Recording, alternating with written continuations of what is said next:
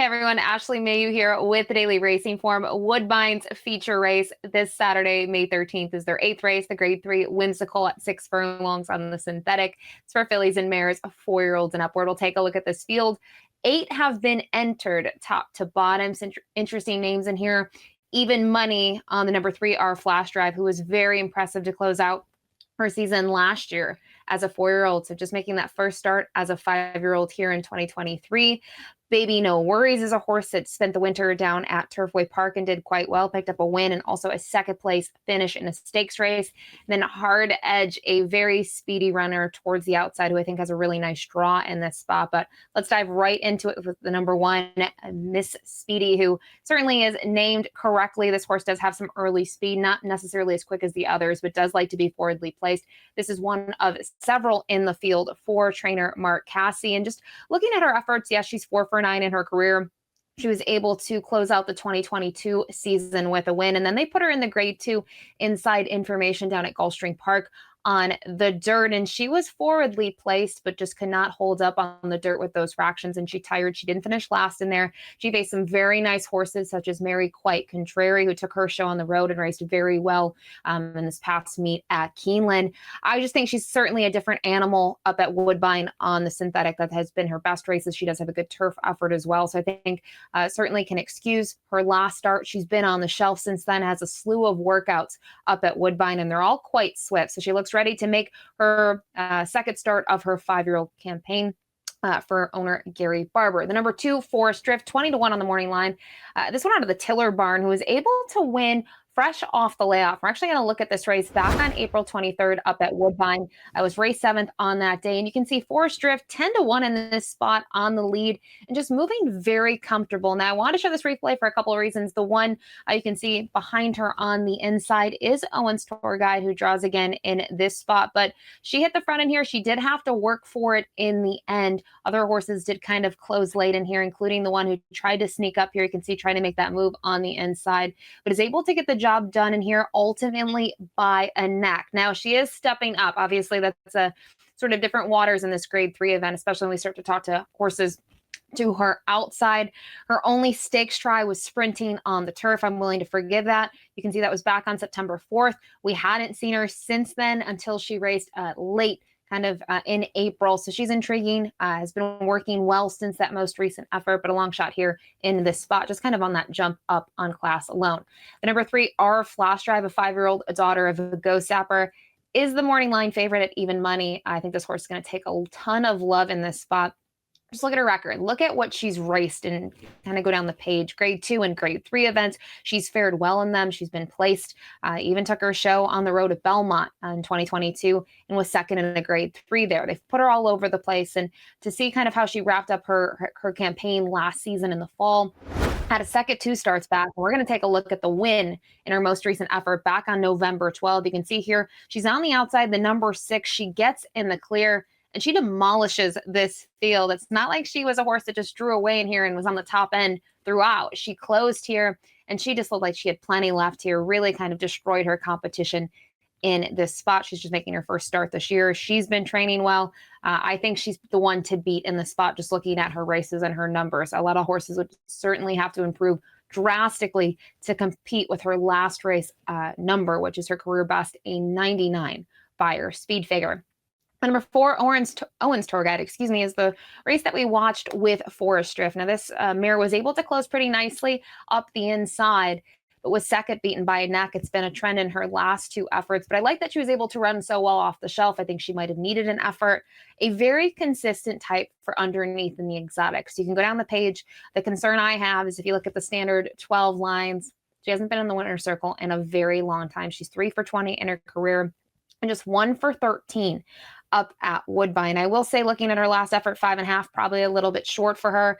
6.5 is probably just better distances. So she is going to get that little added distance at the 6 furlongs on Saturday. The number 5, Baby No Worries. This is a horse that's intriguing because unlike so many others, this horse has raced through the winter. Was able to get 5 starts in at Turfway Park starting in early December. all the way as more recently as the middle of March. In the most recent effort in the WEBN Frog, which is that $100,000 race, this horse tried to circle the field into the late stages and was simply second best, was beaten by a neck behind opening Buzz, who is a horse that if you go down the page, she's kind of had her troubles against. Opening Buzz has won 2 of those efforts, but this one has been very consistent at Turfway Park, had some really good efforts. I think 2 starts back, maybe had some excuses, got a different trip and was a little bit more keen early on and didn't suit her chances. So in terms of a pace scenario, Baby No Worries would love a hot pace early on. And there certainly are a couple fillies and mares in here that could do the dirty work to set up for her. Antonia Gallardo set to ride. The number 6, Ambassador Luna. This one, another one trained by Mark Casse. I was previously in the barn of Ben Colebrook. You can see the start in the Holiday Inaugural down at Turfway Park, which resulted in a 5th place finish. And then since joining the Casse barn, just has that one start at Gulfstream on the turf course sprinting. The winner and actually the top 2, it's a really good field if you look at those horses where they've gone. I think it's a solid field. Not saying that they're all stakes horses, but the caliber was strong. A lot of next out winners. The race went very quick, and that's kind of standard for those races, especially those turf sprints at Gulfstream Park. We see some sub 44 opening halves. Curious about her, though, started hot early in her career. She is 5 for 28, but the last 2 years haven't been her best. To go down the page to find her lone win of 2022 was very early off a little bit of a layoff, and it was against softer competition down at Turfway Park. So still think she may need a couple starts to hit her best stride. The number 7, Basalt Street. This one is now in the barn of Kevin Attard. Now, Kevin has had this horse in the past, and you go down the page, has been very successful with this horse, both on the synthetic and the turf. Then this horse was in the Gary Shearer barn and raced very well on the dirt at Fairgrounds. So a very versatile type. She's just a 4-year-old who is 6 for 19 in her career. She's 12 for 19 in the money, and she was able to start her season up at Woodbine with a win. Now, she was, as I mentioned, racing at the Fairgrounds quite strong. I think she's a little tactical in this spot. The ride that she got last time out was absolutely incredible, a very good ride, which is why she was able to get the job done. But she got shuffled around in that start a little bit. You go down the page, I think she's the type in here that she should have a couple horses beaten early on, is going to look to make that late move. So we'll see what happens. Kazushi Kimura, obviously capable hands to get this one into a good spot early on. And then on the outside, the number 8, Hard Edge. This is a 5-year-old mare by Hard Spun who is just quick. In my opinion, there are a couple horses that flash some early foot. I think she's probably the fastest of the bunch, and I also think that she draws to the outside in here, which benefits her because she is able to maybe get out and move over and get into a good position early on. Now, we're going to take a look at her most recent effort, which was back on November 19th. And you're going to see she's already on the front end at this point, going 6 furlongs, and she's going to cruise to a very nice win here at a little bit of a price.